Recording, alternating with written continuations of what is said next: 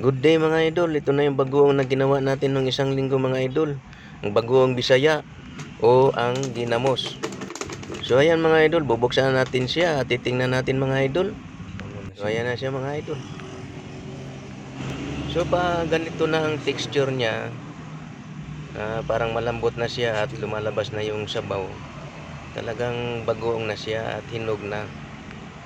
Tapos yung amoy niya na tatawagin nating mawos kung sa Bisaya or malos, yung kakaibang amoy ba na masarap talaga siya, pampagana sa pagkain. Pag naamoy mo pa lang siya, ayun, ganado ka nang kumain. So ito mga idol, talagang bagoong na siya at hinog na siya. Kasi yung aroma niya lumalabas na, pati yung sabaw. Ganyan na ang forma niya ngayon mga idol. At sana manatili kayong manonood kasi mamaya titikman natin siya. Panoorin nyo lang hanggang sa dulo mga idol. At sabayan nyo akong magmukbang. Kakain kasi ako mga idol. Paparisan ko yan ng isang platong kanin. Mamaya-maya. So ayan mga idol, inaamoy ko sa mga idol. Yun oh. Lumalabas kasi yung aroma niya na talagang masarap ang amoy. So ayan, titikman na natin siya ngayon. Mga 2 kutsara lang, ayos na. Solve na yan.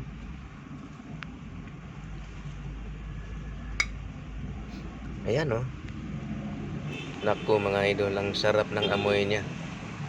Talagang pampagana sa pagkain mga idol. Kapag ikaw hindi ka ganado kumain mga idol, yan, timpla ka lang ng bagoong na Bisaya, ginamos. Lagyan mo lang siya ng kamatis o sibuyas, ginayat na sibuyas. Mas mainam idol, kalamansi. Mas masarap sa kalamansi. Kaya lang sa araw na to hindi ako nakabili ng kalamansi, kaya yan. Pero the best to sa kalamansi at may sili. Kung sino yung mahilig sa sili dyan, yan. Ay, ako, alam na mga Bisaya yan. Kung paano kumain ng ginamos. So ayun mga idol, tinitimpla natin siya. Lumalabas na salad ang ano natin.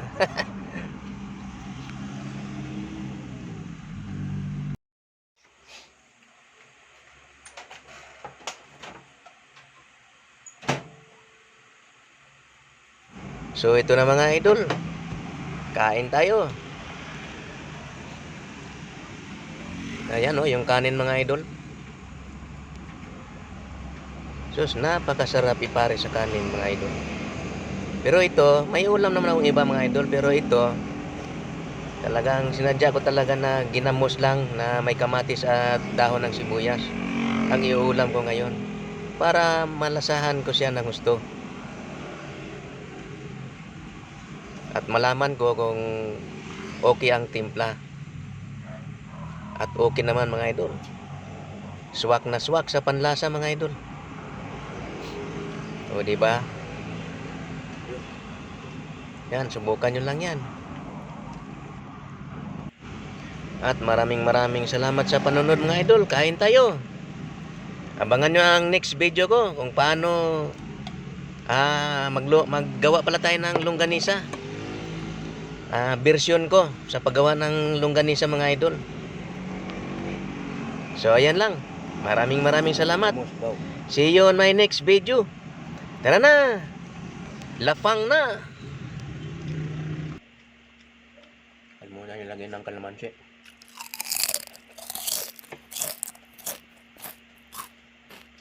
Mas masarap to pag may kalamansi.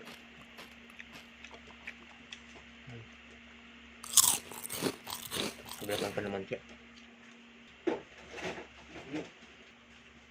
Ulang kalamansi, ito na lang oh. Pinakurat.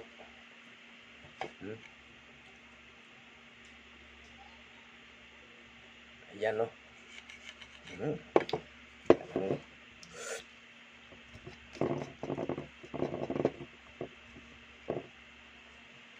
Yan ang masarap.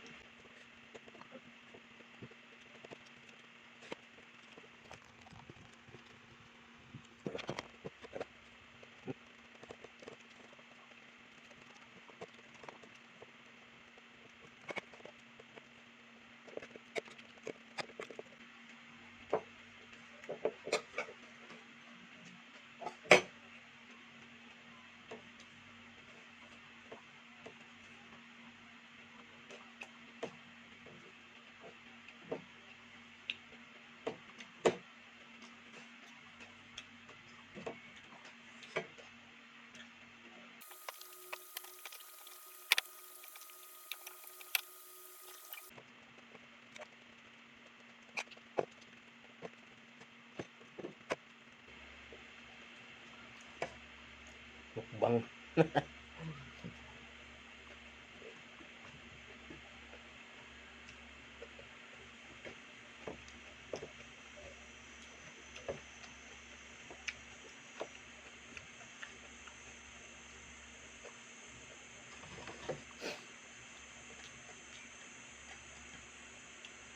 Ang pagana na kain.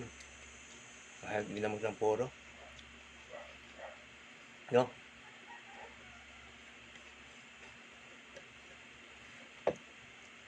Hmm. Oh, boss. Isang platong kanin. Wala na. Ay.